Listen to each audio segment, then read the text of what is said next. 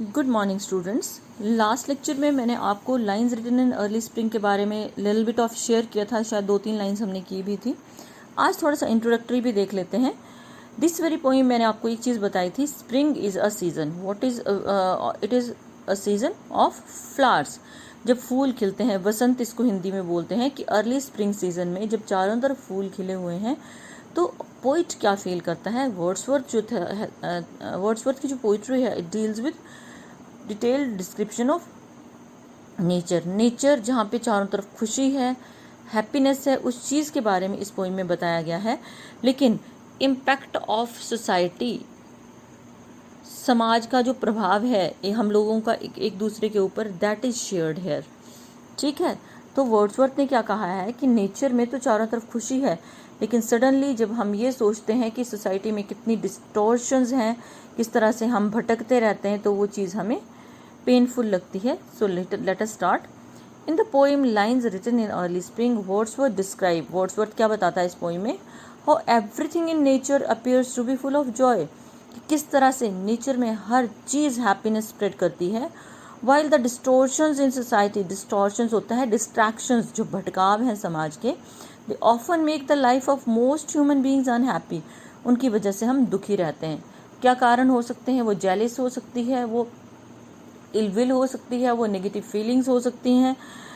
He says that one day, अब वो poem के बारे में बता रहा कि एक दिन while resting in the shades of trees, जब वो पेड़ों की छाया में रेस्ट कर रहे थे, he heard a large number of happy sounds in nature, उन्होंने बहुत सी हैप्पी साउंड सुनी नेचर में। वो क्या थी? They were the sounds of various birds and creatures and of obviously of leaves, tree leaves also, the beautiful wild flowers growing naturally, जंगली फूल जो थे, they were growing naturally, the branches of the plants moving with breeze, और जो branches थी plants की वो हवा के साथ हिल रही थी।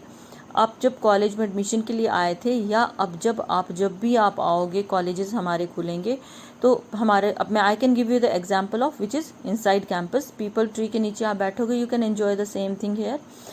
अगर आप लोग अपने घरों में हो, वहाँ पे भी आप इस चीज़ को एंजॉय कर सकते हो कि टॉल ट्रीज आर देयर, उनकी ब्रांचेस कैसे हिलती हैं, जिस डायरेक्शन में हवा जाती है उस डायरेक्शन में हिलती हैं। और अगर बर्ड्स चर्प कर रहे हैं, चहचहा रहे हैं birds, you can listen to that very music of birds. और जो पेड़ की आवाज़ें हैं वो आप सुन सकते हो जब हवा चलती है। So these are the sounds which exist in nature. And the branches of plants moving with the breeze all seem to enjoy their existence, वजूद, वो सब अपने अपने वजूद को एंजॉय कर रही हैं कि अच्छी बात है, जिस तरह के भी हम हैं, we are enjoying. The birds, as far as the birds are concerned, they looked very happy in their playful movements, move कर रहे थे बर्ड्स, वो बहुत खुश थे। All this joy thrilled the poet's heart, poet का दिल बहुत खुश हुआ उस सारी चीज़ों से। And he felt that his soul had become one with the happy life in nature, उसको लगा कि उसकी जो आत्मा है वो प्रकृति के साथ एक हो चुकी है।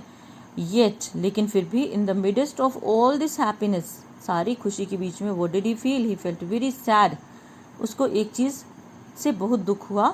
To think how most human beings are unhappy, कि ज़्यादातर जो ह्यूमन बींग्स हैं वो दुखी रहते हैं। कारण क्या है?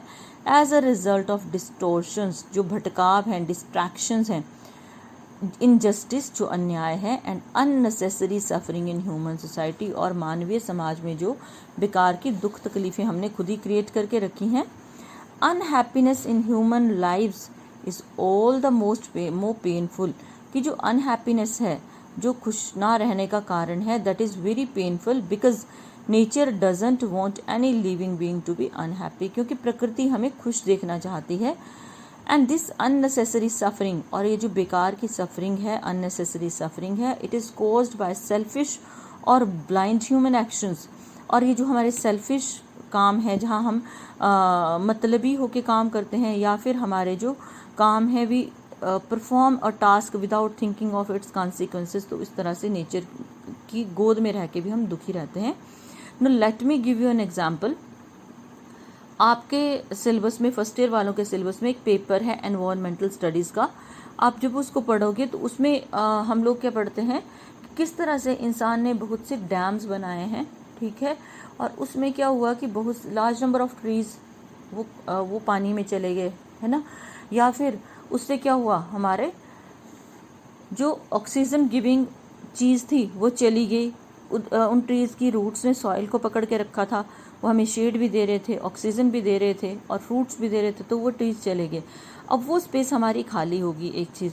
उसके बाद जो रोड वाइडनिंग है, जैसे आपने देखा होगा कि हम 3 लेन की बात करते हैं, we talk of 4 lane, we talk of growth, तो उसमें भी क्या हो रहा है, उसमें भी तो यही हो रहा है, we are cutting daily large number of trees.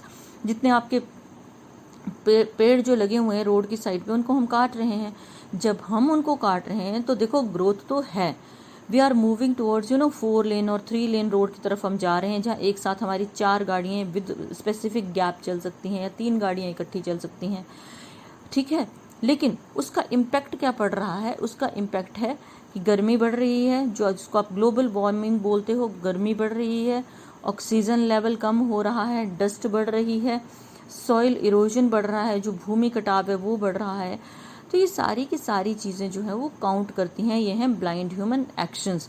तो इसमें इसने बताया है कि इंसान के पास हज़ारों रीज़न नेचर ने दिए खुश होने के, लेकिन इंसान ने अपने कर्मों से, अपनी डीड्स से या अपने एक्शन से अपने लिए सैडनेस को इनवाइट किया। मैंने आपको एक स्टेंजा करवाया था, रिपीट करके आगे चलते हैं। I heard 1000 blended notes, blended means mixed, while in a grove I sat reclined in that sweet mood when pleasant thoughts bring sad thoughts to mind. अब पोइट क्या बता रहा है, while I was sitting under a group of trees, एक group of trees के नीचे में recline होता है रेस्टिंग पोजीशन में, while I was sitting, then what I heard, मैंने क्या सुना, I heard 1000 blended notes, mixed notes या म्यूजिक, तरह तरह का काउंटलेस टाइप का मैंने म्यूजिक सुना। वो म्यूजिक क्या था, it was the music which was produced by large number of birds in the lap of nature, जो पक्षियों ने प्रोड्यूस किया म्यूजिक, मैं वो सुन रहा था।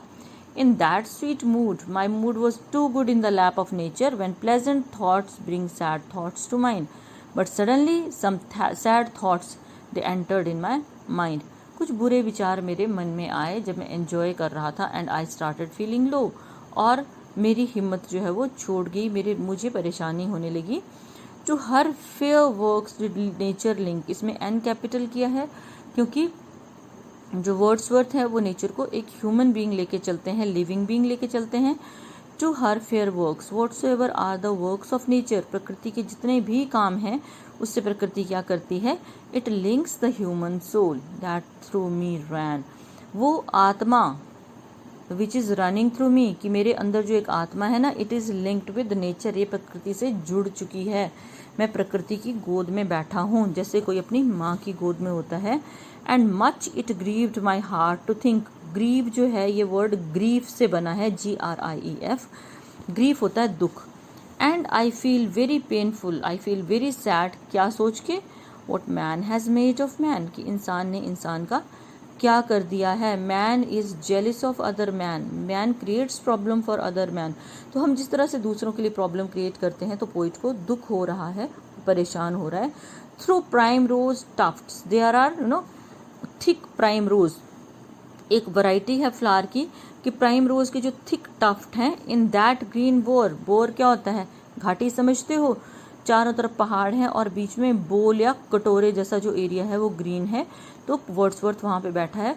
और अगर कभी ऐसे एरिया में जाते हो जहाँ चारों तरफ पहाड़ हैं और बीच में जो है वो ग्रीनरी है, व्हाट हैपन्स इफ़ यू से समथिंग लाउडली, वो आपकी गूंज वापस आती है, एको वापस आती है। द प्रीविंकल ट्रेल्ड इट्स रीथ, प्रीविंकल एक फ्लावर है, उसके जो रीथ है, व्हाट इज़ अ रीथ, सबसे पहले ये समझना ज़रूरी है, धुएं के छल्ले समझते हो, जब गोल गोल धुआं ऊपर उठता है that is called wreath.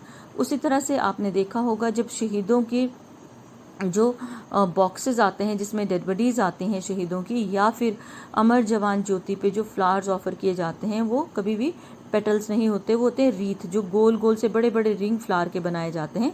So प्रीविंकल trailed it's रीथ्स, जो प्रीविंकल एक फ्लावर है वो गोल गोल जो है घूम रहा है, ट्रेलिंग इज अ मूवमेंट, तो वो गोल गोल जो है उसकी जो ग्रोथ है वो चारों तरफ हो रही है, सर्कल में वो ग्रो करता है.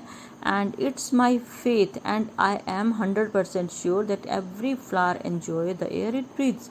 Every flower is enjoying in the lap of nature. It is enjoying the air which it is breathing. जैसे हम इन जनरल बोलते हैं ना कि डीप ब्रीदिंग करो, मूड ख़राब है डीप ब्रीदिंग करो, गुस्सा आया है डीप ब्रीदिंग करो, हवा को अपने अंदर ले जाओ, फ्रेश एयर को अपने अंदर ले जाओ. तो उसी तरह से पोइट क्या महसूस करता है कि हर टाइप का फूल क्या महसूस कर रहा है. It is feeling very good in the lap of nature. प्रकृति की गोद में एंजॉय कर रहा है. Birds around me hopped and played. Hopping क्या होता है? एक टांग पे उछलना. There are birds around me which are hopping and playing. Their thoughts I can not measure. उनके जो विचार हैं they are beyond my imagination. मेरे विचारों से बहुत दूर है, मैं सोच भी नहीं सकता. But the least motion which they made. But उनकी जो स्लाइट सी हल्की सी जो मूवमेंट है, लीस्ट होता है मिनिमम मूवमेंट है. It seemed a thrill of pleasure. मुझे क्या लगा? They are excited, they are thrilling, they are feeling thrilled because of pleasure. वो उस अच्छे से माहौल में they are feeling thrilled, they are very excited. The budding twigs spread out their fan to catch the breezy air, and I must think, do all I can. That was pleasure there.